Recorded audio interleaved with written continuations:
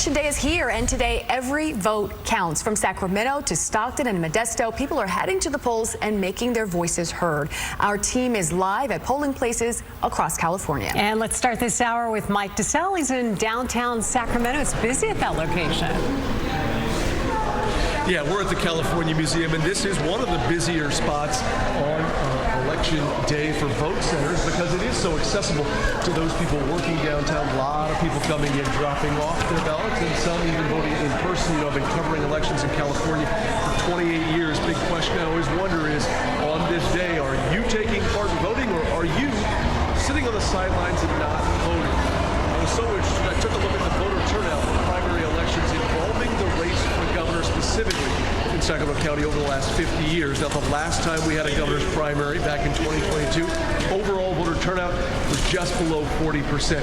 But you have to go all the way back to 1982 to find the last time more than half of voters voted in the governor's primary in Sacramento County. And then you got to go back even further, 1978, to find the last time over 60% voted. And then check that out.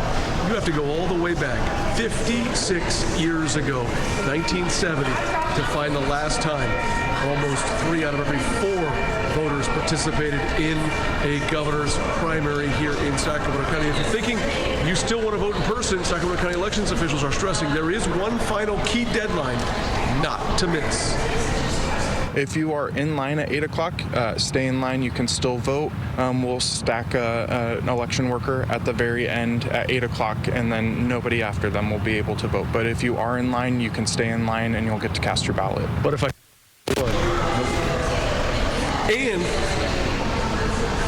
And if you forgot to register to vote, there's still time. In California, there's a built-in safety net that allows you to come to a vote center. As long as you're eligible, you can register today, you can vote in person today, and your vote will count in this governor's primary election. At the California Museum in downtown Sacramento, Mike DeSalle, KCRA 3 News. Yeah, Mike, that's one of the things that Dr. Weber told us this morning, that if you go there, there's even a problem with your ballot. She said still fill out that provisional ballot and cast your ballot before you leave.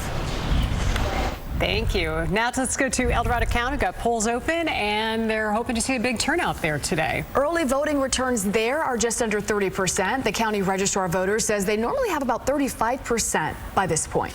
We have heard a lot of different scenarios. You know, some voters are waiting till the last minute to make their decision on what candidates they want to choose. And there are a lot of voters that still like to go to the polls on Election Day.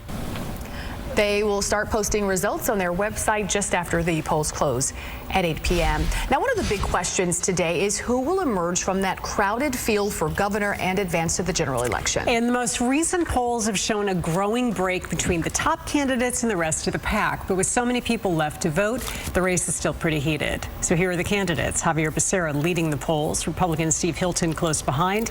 Tom Steyer, Chad Bianco, Matt Mahan, Katie Porter, Tony Thurmond, and Antonio Villaraigosa all hoping to get a late surge.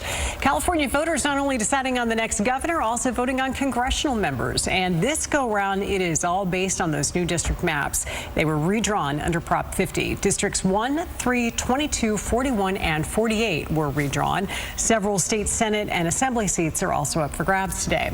2 local congressional races are drawing national attention, and not because they would shift the balance of Congress. They stand out because they are a showdown between the Democrats' old guard and new generation.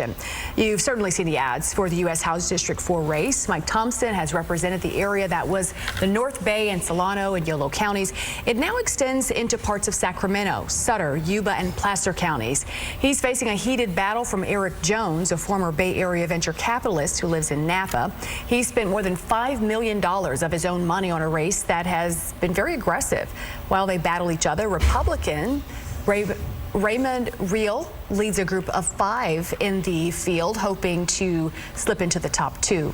The newly redrawn Congressional District 7 includes Elk Grove, El Dorado Hills, and Placerville, along with parts of South Sacramento and Lodi. Doris Matsui took over that seat from her late husband in 2005. She's trying to hold off a challenge from Sacramento City Council member Mai Vang. There are 2 other Democrats and 2 Republicans in the race as well, but none have spent anywhere near the money on the campaign as Matsui and Vang. We are helping you get ready for tonight. If you haven't already cast your ballot, just scan the QR code on your screen to check out the KCRA 3 voter guide. We do have special election night coverage from 8 to 11:30 p.m. Our team of reporters will have live results and reaction from the campaign parties. We'll also have analysis and context from Republican and Democratic strategists.